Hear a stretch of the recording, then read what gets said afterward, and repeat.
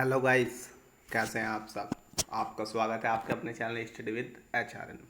NCERT से संबंधित VS के क्वेश्चंस जो कि हर साल आपको पेपर में देखने को मिलते हैं, बहुत ही डिमांडेड क्वेश्चन है और ये लेकर आए हैं हम आज आपके साथ बेहतरीन तरीके से विद पीपीटी और बहुत ही अच्छे तरीके से आपको दिखाएंगे। तो वीडियो को पूरा देखिए, वीडियो को लाइक कीजिए, कमेंट कीजिए और चैनल को सब्सक्राइब कीजिए। तो चलिए शुरू करते हैं आज की अपनी वीडियो जो कि है संबंधित ईवीएस से। तो देखिए, पहला जो टॉपिक है इसमें ये एनसीईआरटी की बुक से संबंधित वीडियो है। पेपर में आपको जो के तो क्वेश्चन मिलेंगे। तो चलिए शुरू कर देखते हैं। सबसे पहला जो है वो है हाथी। हाथी से संबंधित क्वेश्चन आपको बहुत देखने को मिलेंगे आपके पेपर में। 2 या 3 क्वेश्चन, 1 या 2 क्वेश्चन लगभग आ ही जाते हैं हाथी से संबंधित भी। काफ़ी इंपॉर्टेंट टॉपिक है। तो चलिए शुरू करते हैं। एक बड़ा हाथी एक दिन में 100 किलो से ज़्यादा पत्ते और झाड़ियाँ खा लेता है। एक बड़ा हाथी एक दिन में 100 किलो से ज़्यादा पत्ते और झाड़ियाँ खा लेता है। हाथी बहुत कम आराम करता है। हाथी केवल एक दिन में 4 घंटे सोता है। अब क्वेश्चन पूछेगा आपसे कि हाथी एक दिन में कितने दिन देर सोता है, तो आपको बताना है 4 घंटे लगभग सोता है हाथी एक दिन में। हाथी को पानी और कीचड़ में खेलना बहुत पसंद है, इससे उसके शरीर को ठंडक मिलती है। आपको पूछेगा कि हाथी शरीर क्यों खेलता है कीचड़ में, क्योंकि उसके शरीर को ठंडक मिलती है। हाथी के कान पंखे जैसे होते हैं, गर्मी लगने पर वह अपने कानों को हिलाकर हवा करता है। 3 महीने के हाथी का वजन लगभग 200 किलो होता है। ये कुछ इम्पोर्टेंट टॉपिक है हाथी के लिए। आप देख भी पा रहे होंगे हाथी आपकी स्क्रीन पर। पंखे जैसे उसके पंख होते हैं, बड़े नकुले दांत होते हैं। तो एक ये आपके कुछ इम्पोर्टेंट थे जो कि थे हाथी से रिलेटेड। चलिए अगला कुछ देखते हैं। नेक्स्ट क्या है। तो जो अगला बहुत ही इंपॉर्टेंट टॉपिक है जो आपके एग्जाम में आते हैं जिससे रिलेटेड क्वेश्चन, वो था चींटी, दीमक और तितैया। तो ये भी आपके लिए बहुत ही इंपॉर्टेंट होगा। देखिए चींटी आप स्क्रीन पर देख पा रहे होंगे, ऐसी चींटी होती है। इसके डंक में फॉर्मिक एसिड होता है। ये चीज़ें आप याद रखेंगे। चींटियाँ भी मिलजुल कर रहती हैं। चींटियों का काम बटा रहता है। रानी चींटी केवल अंडे देती है। सिपाही चींटियाँ बिल का ध्यान रखती हैं। काम करने वाली चींटियाँ भोजन ढूंढ कर बिल तक लाती है। ठीक है। और दीमक और तेतैया भी सेम ही प्रोसेस अपनाता है, यानी कि सेम ही वो भी समूह में रहता है। तो चींटियों से संबंधित आपको जानकारी मिल गई होगी। चींटियाँ मिलजुल कर रहती हैं। उनमें एक रानी चींटी होती है जो उसका काम केवल अंडे देने का होता है। उसमें सिपाही चींटी होती है, खाने ढूंढने वाली चींटी अलग से होती है।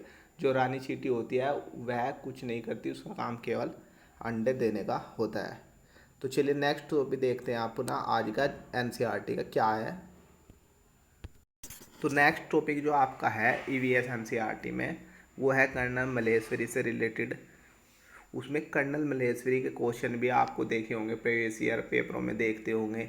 अगर आपने हमारी प्रीवियस ईयर की वीडियो नहीं देखी तो आप देख सकते हैं हमारे चैनल पर विजिट करके स्टडी विद HRN लिखिए और आपको मिल जाएगा। देखिए कर्नल मलेश्वरी जो कि एक वेट लिफ्टर थी, वह 130 किलोग्राम तक का वजन उठा लेती है। भारत के कर्नल मलेश्वरी ने 29 मेडल जीते हैं और इनके पिताजी पुलिस में हवलदार थे।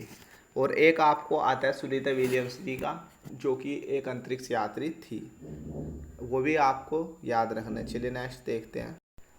एक ये क्वेश्चन जो कि आ जाते हैं आपके, फूलों की सब्जियां कहाँ बनाई जाती है। ईवीएस एनसीईआरटी में आपके हैं तो आप इन्हें टॉपिक को कवर कीजिए। जो कि उत्तर प्रदेश में कचनार के फूलों की सब्जी बनाई जाती है। आप स्क्रीन पर देख रहे होंगे कचनार के फूल। केरल में केलों के फूलों की सब्जी बनाई जाती है। ऐसा पूछता है कि कौन से फूलों की सब्जी कहाँ बनाई जाती है, या किस ये कचनार के फूलों की सब्जी कहाँ पर बनाई जाती है तो आप याद रखेंगे उत्तर प्रदेश से। महाराष्ट्र में शाहजहान के फूलों के पकोड़े बनाए जाते हैं। आप याद रखेंगे शाहजहान के फूलों के पकोड़े कहाँ बनाए जाते हैं, महाराष्ट्र में। केरल में केलों के फूलों की सब्जी प्रसिद्ध है। केरल में केलों के फूलों की सब्जी बहुत प्रसिद्ध है। गुलदावरी जीनिया से रंग भी बनाए जाते हैं। उन रंगों से कपड़ों को रंगा जाता है। देखिए गुलदावरी जीनिया से रंग बनाए जाते हैं और उन रंगों से कपड़ा बनाया जाता है। और जो उत्तर प्रदेश का कन्नौज जिला है वो इत्र या परफ्यूम के लिए मशहूर है, वहाँ से गुलाब की पखड़ियों का परफ्यूम मिलता है। तो चलिए और कुछ टॉपिक कवर करते हैं अपनी इस वीडियो में। एक जो क्वेश्चन आपको देखने को मिलते हैं यहाँ से देखने को मिलते हैं राजस्थान जोधपुर यानी कि खेजड़ी गांव से। राजस्थान के इस खेजड़ी गांव में खेजड़ी के पेड़ बहुत प्रसिद्ध है। आपको पूछेगा खेजड़ी के पेड़ कहाँ पाए जाते हैं या राजस्थान का मुख्य पेड़ कौन सा पाया जाता है, तो आप बताएंगे खेजड़ी का पेड़। खेजड़ी गांव के लोगों को पेड़ों को काटने से बचाने के लिए 300 साल पहले पेड़ों से चिपक कर खड़े हो गए थे। तो 300 साल पहले जो पेड़ों को काटने से बचाने के लिए वहाँ पर चिपक कर खड़े हो गए थे। और एक क्वेश्चन आपको पूछेगा कि चिपको आंदोलन कहाँ से संबंधित है, तो वो आप उत्तराखंड से बताएंगे। चिपको आंदोलन है जो वो उत्तराखंड से संबंधित है। आज 300 साल के बाद भी यहाँ लोग जो बिश्नोई कहलाते हैं पेड़ों और जानवरों की रक्षा करते हैं। देखिए जो एक समाज पाया जाता है राजस्थान में जिसे बिश्नोई समाज कहते हैं, वो आज भी पेड़ों की और जानवरों की रक्षा करते हैं। रेगिस्तान में होते हुए भी यह इलाका हरा भरा है।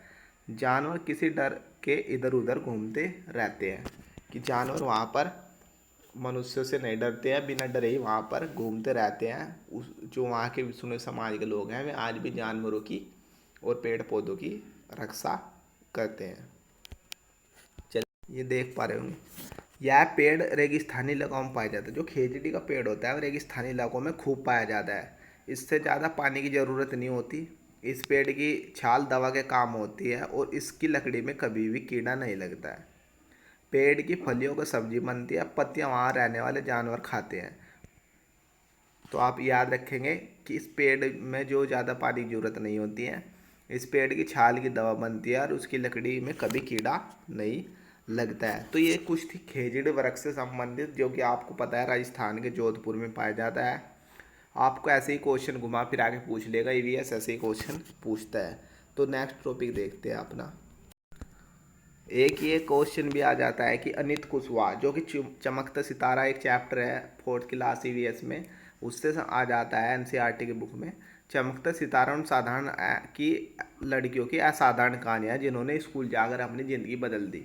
तो ऐसे आपको पूछ सकता है कि चमकता सितारा या गर्ल स्टार कौन सी कहानियाँ हैं, क्या हुआ, तो ये उन लड़कियों की कहानियाँ जिन्होंने स्कूल गई और अपनी किस्मत बदली स्कूल जाकर पढ़ा लिखा। अब बिहार के जो मुजफ्फरनगर और लोचा गांव है, इस यहाँ लीची के पेड़ों के लिए बहुत ही पाए जाते हैं, लीची के पेड़ों के लिए प्रसिद्ध है।